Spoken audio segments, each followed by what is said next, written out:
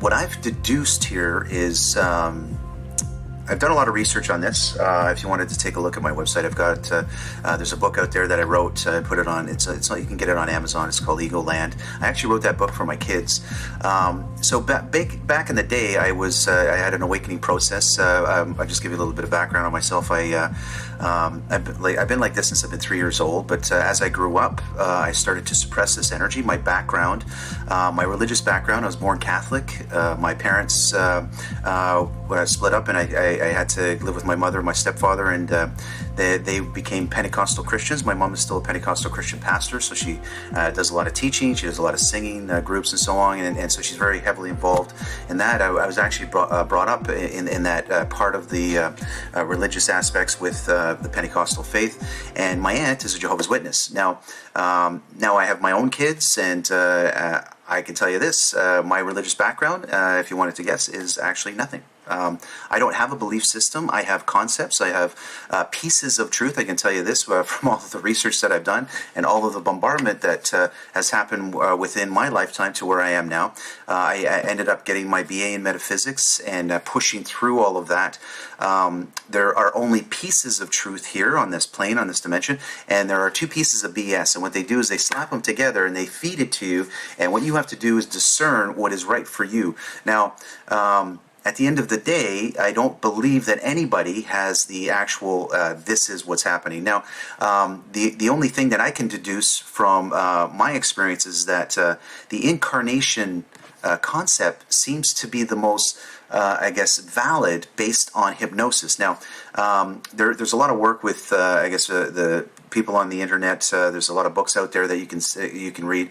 I'm not going to name any names, but there was a guy out there that did a lot of hypnosis work. He was actually an atheist, and he was recording, I think he did about 7,000 regressions, but he was recording a lot of these sessions, and he was actually recording a conversation that we were having before we entered the incarnation. Now, these are 7,000 different people.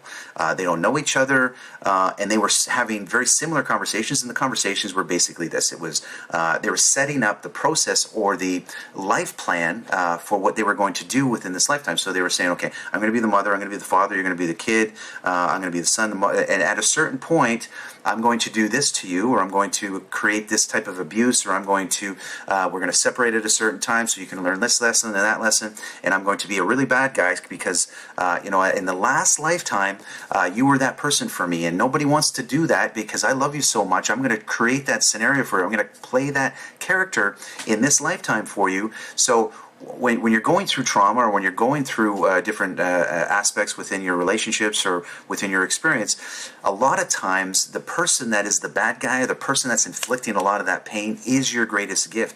They're the ones that are catapulting you into the next stage of development, because you're here to develop your soul energy. You're developing the frequency to get to the next stage or the next notch, because you're not here to sit in front of a TV watching movies, playing on your iPad, playing on your phone, drinking beer. Everything on the dimension is to distract you from developing your progress as a soul. So basically, the incarnation cycle feels to me to be the most plausible one. Because even with the data that's already been accumulated, even though it is hypnosis and so on, that they were able to bring forward all of this information on having that conversation to be repeated 7,000 times. I don't know how that can happen, but the point that I'm trying to make here is that I do feel and I do believe that we are stuck in an incarnation loop. So there are energies around us that are playing in the ethers. These are energies that you can't see. Now, if you start to develop your psychic abilities and so on, you can see these energies. You can feel them. A lot of people are waking up now. There is a big awakening process that's happening. I was speaking to a lot of friends, and this is before the whole 2012 stuff. I was telling a lot of people there's an energy wave that's hitting. It's about 2010 to 2020, and there's going to be this frequency that's going to be shifting a lot of people and waking them up to these frequencies that are on the other side, that are actually playing with us. And they can't physically hurt you or move you, but what they can do is induce a thought pattern. And what they'll do is they're actually looking for mind share. And to me, this is a really serious game. We're actually in to me, it's a soul war. They're controlling the soul's incarnation, and they're keeping us stuck in a loop. So what they'll do is, and I can tell you this, you're not going to like what I'm going to say right now, is that there's even some out-of-body experiences stuff. You can research a lot of stuff on YouTube. There's things on the internet about near-death experiences, and there seems to be a pattern when someone does come out of the body, could even be on the table within surgery, they're always going to see a tunnel or a tunnel of light, and they're going to go towards that light. Now, a lot of times they're seeing frequencies or shapes or shadows of loved ones. Could be guides, could be, if you're very religious, you might see Jesus. If you might see Buddha. Whatever your religion is, you're going to see an energy that's going to pull you towards the light. Now, my truth today is totally different from my truth back in 2003, 2005. It's shifting all the time. So I'm not saying what I'm giving you right now. All I'm trying to say is that this is not the truth, but it's where I've come to right now to this point, that if you see that light, if you exit out of the body, you see that light, what I'm telling you to do right now is to move away from that light. Do not go towards that light. That is where they're pulling everybody back into the incarnation to actually recycle for you to come back in. Now, there is a positive frequency here and a negative one. Now, I've already talked about this with the religious aspects. I was bombarded as a child with all the religions and so on. So a lot of people like to call it an angel or a demon or a lower frequency. It could be an ET, an entity, whatever it is.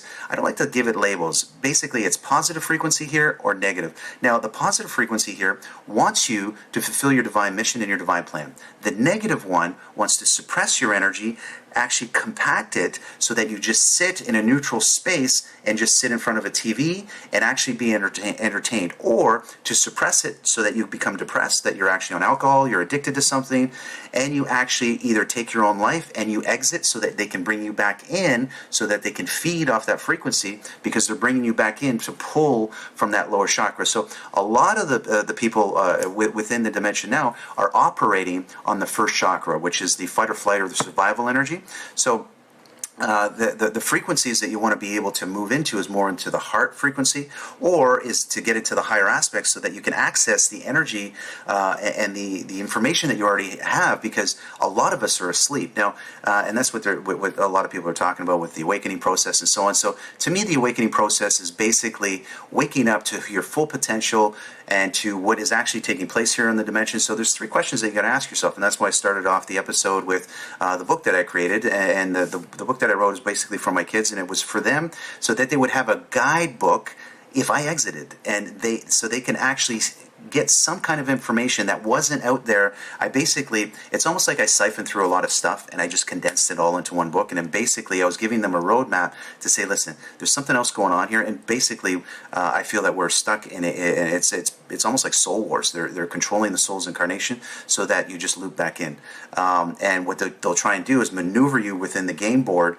so that you can actually stay within the body mind meat suit, so that you do not reach your full potential. So they're suppressing the energy below the heart chakra. So a lot of people that I work with, a lot of clients, they have a lot of trauma. It's a lot of stuff around the heart, and so a lot of their energy, it doesn't come up through the first base. It actually stays, and it doesn't even move up past here. It stays stuck, and that's why a lot of people have a lot of heart attacks, a lot of different energy frequencies that are playing around with the core part of the body. So I'm not going to get too much into that, but the incarnation loop for me feels like the most plausible one of what is actually taking place here. So if you have any questions, if I was able to answer most of them within